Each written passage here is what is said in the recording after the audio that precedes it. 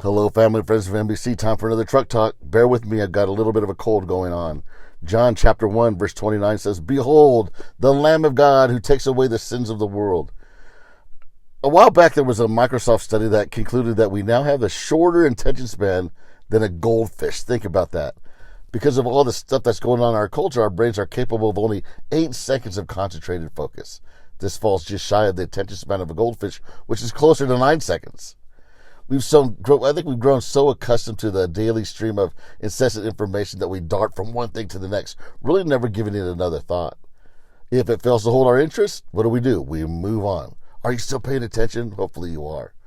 The words here of John the Baptist focus our attention on the most important event in history, the sacrificial death of the Son of God for the sins of mankind. John likens Jesus to the lamb that was sacrificed in the temple every morning and evening to atone for the sins of the people. Think about this. Jesus, the true Lamb of God, became the final sacrifice that wouldn't just momentarily cover sins, but take them away once and for all. Flogged within an inch of his life and brutally executed on the Roman cross, Jesus died in our place like a lamb led to the slaughter. He was forsaken so we might be forgiven. He was punished so that we could receive peace.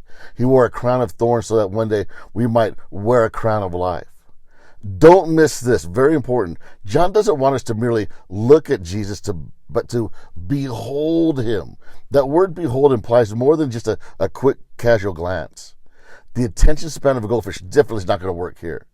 We're to intentionally fix our gaze upon Jesus, eliminating distractions so we see him for who he truly is. Sounds great in theory, right? But it's hard to practice. Culture really doesn't encourage us to behold Jesus. Instead, it offers us an endless smorgasbord of colorful diversions.